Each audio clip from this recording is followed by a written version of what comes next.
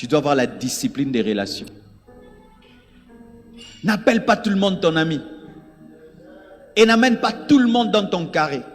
Et ne permets pas tout le monde de t'influencer. La Bible dit les mauvaises compagnies corrompent les bonnes mœurs. Si tu es un homme excellent, fréquente des hommes excellents. Si tu es un homme de foi, fréquente des hommes de foi. Si tu es un homme discipliné, fréquente des hommes disciplinés. Si tu es un homme rempli d'amour, fréquente des gens qui sont remplis d'amour. Il y a des gens qui étaient tes amis hier, mais qui ne peuvent pas être tes amis aujourd'hui. Parce qu'ils ne peuvent pas se mettre à jour par rapport à ce que tu es devenu. Tu es mon ami aujourd'hui dans la pauvreté. Quand Dieu m'élève, si tu ne sais pas aimer mon élévation, tu n'es plus mon ami. Parce qu'un ami, ce n'est pas celui avec qui j'ai pris des photos il y a 10 ans, c'est celui qui m'aime aujourd'hui. Tu sais pourquoi tu n'atteins pas ta vision? Parce que tu es fréquenté par des gens qui n'atteignent pas les leurs. Tu sais pourquoi tu ne vas pas loin? Parce que tu as accompagné des gens qui n'ont même pas le rêve d'aller loin.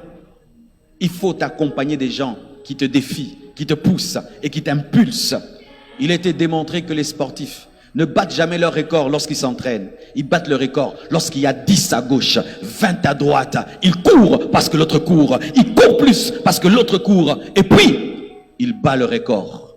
Frère, qui t'accompagne? Qui vit avec toi?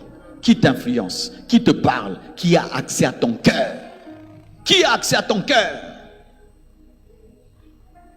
J'ai des amis quand on cause au téléphone, après je dois m'agenouiller et prier. J'ai des amis quand on parle, tu reviens à l'église, tu dis, j'améliore. Il ne faut pas avoir des amis qui te disent, tu es déjà arrivé, mais qui te disent, va plus loin, va plus loin, va plus loin. Il faut avoir des amis qui, quand tu deviens grand, ils sont heureux, comme si ce sont eux qui sont devenus grands. C'est par toi des relations toxiques. C'est par toi des personnes qui sont dans la bassesse, qui n'ont qu'un esprit de te ramener dans des choses inutiles. C'est par toi. Oui, c'est ton droit.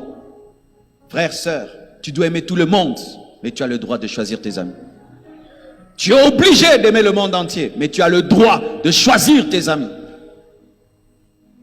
N'aie pas des amis subis, aie des amis choisis. Si quelqu'un est dans ta vie sans que tu comprennes pourquoi il est là, sors-le pour lui donner le droit d'entrer. Parce qu'il y a des gens qui entrent, tu ne sais pas pourquoi il est entré, mais lui sait pourquoi il est entré. Qui est le meilleur ami de la langue? Les dents. Mais si le corps tombe malade, qui va blesser la langue? Les dents. Tu n'as pas compris, je répète. Les meilleurs amis de la langue, c'est qui? Les dents.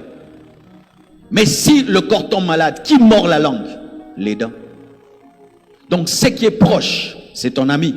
Mais c'est ton ami aussi qui peut devenir le pire ennemi.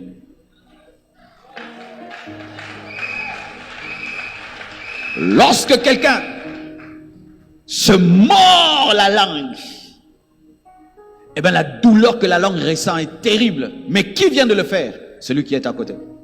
Mais quand le corps est en bonne santé, regardez comment nos dents évitent notre langue. C'est pourquoi tu dois veiller sur qui est proche de toi. Parce que si tu ne veilles pas, le jour où la maladie entrera, la personne te fera très très mal. Arrêtez de vous confier à n'importe qui. Arrêtez de révéler vos secrets à n'importe qui. Arrêtez de dire tout à tout le monde.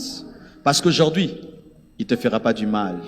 Demain, quand tu seras grand, par jalousie, il va brandir cela. C'est pourquoi moi, je donne le droit à quelqu'un lorsqu'il vient faire une cure d'âme chez moi. Tu lui poses une question, il refuse, c'est son droit. Oh ma soeur, tu as fait ceci. Ah non, je ne sens pas de te dire. Parce que si je suis indiscret, demain elle devient la première dame. Et moi je vais dire les secrets de la première dame qu'elle m'a révélé quand elle avait 20 ans. Arrêtez d'être sur vos vies. Aie la discipline de ta bouche. Aujourd'hui, ce que tu dis, tu trouves que c'est rien parce que tu n'es rien. Mais demain, ça va être une arme contre toi.